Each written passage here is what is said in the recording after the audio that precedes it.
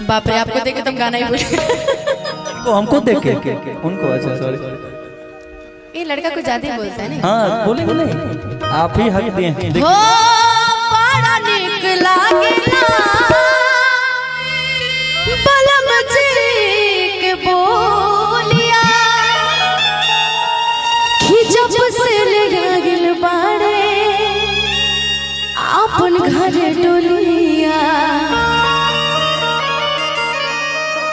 सबसे ज्यादा खुशी शादी ब्याह में पता है उनके दोस्तों को और उनके भाइयों को होती है। भैया जो लड़का होता है ना, सबसे ज्यादा खुशी या तो उनके भाई को होती है या तो दोस्तों को होती है। बिल्कुल क्यों? सही बात। वो गाना नहीं सुने कि रोहनी बारात गई हाय गो लड़की से लाभ हो गए, अरे लाभ हो गए हो हमारा, हरे काब हो गए हो हमारा, लाभ हो गए कि रोहनी बारात गई हमके लड़के को हर रिया से लाभ हो गए। लड़का बेचारा कहाँ गया जो रिया से लब हो गया। देखिए वो तबला बजा रहा है बेचारा, परेशान है। हो बड़ा निक लागेला बलम जी के बोलिया जब से ले गेल बाड़े अपन घर डोलिया। जब से ले गेल बाड़े अपन घर डोलिया। अलगिया कहती है कि ए सखी हो बन के हमरा जिंदगी यार हेड में सुन लो फिर बैठो।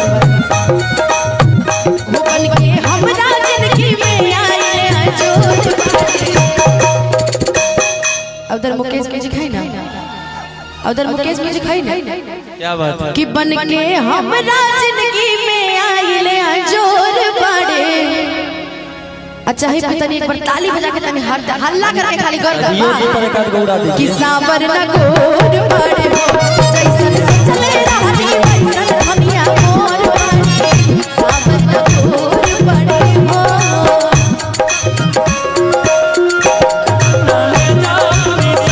गोरी जैसे हुई जवान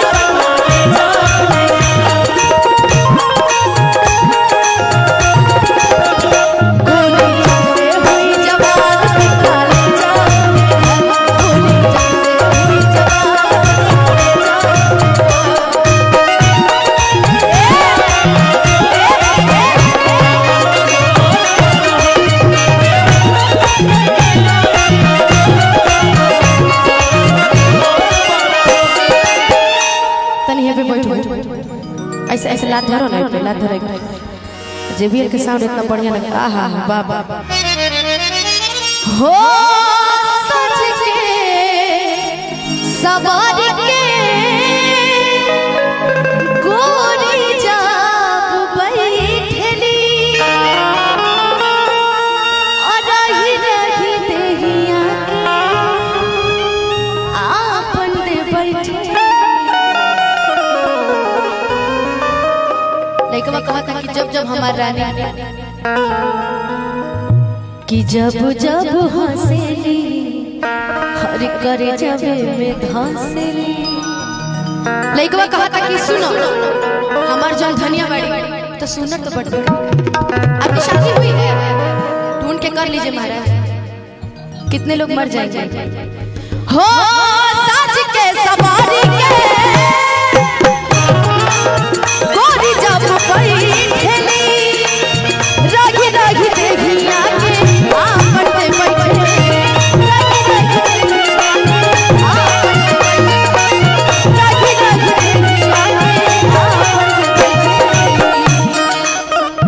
बाटे है जुल्म जवानी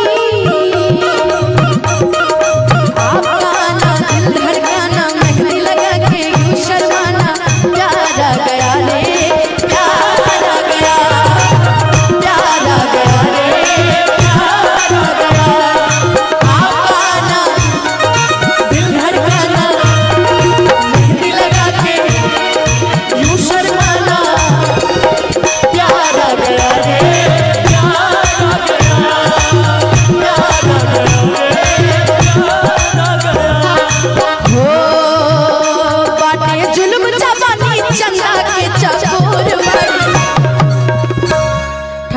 कमजोर हो गई बड़ी कि बड़ी कमजोर बड़ी हो कि बाटे जुल्म जवानी चंदा के चकोर बड़ी साबर मगोर बड़ी हो बाटे जुल्म जवानी चंदा के चकोर बड़ी साबर मगोर बड़ी हो जैसन तो चले रहनी के पसंद आवत है में से कोई नहीं ना ऐ साउंड वाले भैया वो भी नहीं पसंद आ रहा है। इनका माथा का बाल उड़ गया है। ए महाराज डीजे बजा के आइल ना भाई परसोइया सुन रहनी कि जाके डीजे बजा दे कि याद कर जहिया कुंवार रहलू अब पियावा से पहले हमार रहलू मैंने आपके थे ए महाराज इनकी बात कर रहे हैं। अच्छा उनकी बात की तबले तो लड़के घर वाले सुन रहे हैं। आप पता है क्या बजाने लगे कि जहिया बारात तो हरियाई सनम हर डीजे लगा के गौरिया बहुत अच्छा साउंड भैया का बज रहा है। एक बार साउंड वाला भैया के लिए जोरदार ताली बजा दे। वाह रघु बजा ली। हां आउट तेज आउट तेज ताली ताली बजाएंगे। हां अब सब मिल के हमारे साथ एक बार ताली बजा के ताली गा दी कि जैसन सो चले रहनी वैसन धनिया मोर बड़ी जैसन सो चले रहनी वैसन धनिया मोर बड़ी बराबर लगोल बड़ी हो जैसन सो चले रहनी वैसन धनिया मोर बड़ी बराबर लगोल बड़ी हो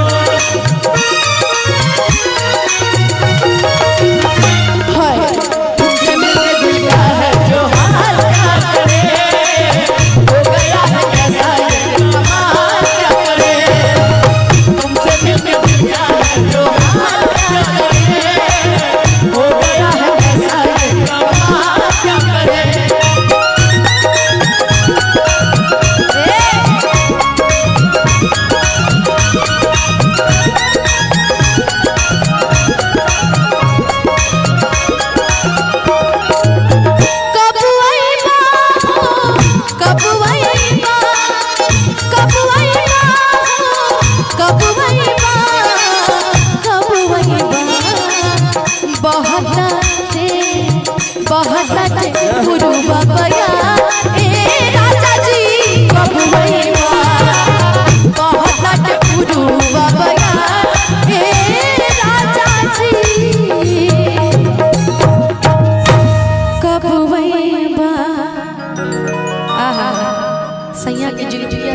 लेकिन एक बात है आप भी काला पहनी है ये भी काला पहन के हैं क्या हम काले हैं तो क्या हुआ दिल वाले हैं हम तेरे तेरे तेरे चाहने वाले हैं। देख नहीं रहे काला मुकेश म्यूजिक सेंटर भी पहन के आए संजीत जी भी काला ही पहने हैं।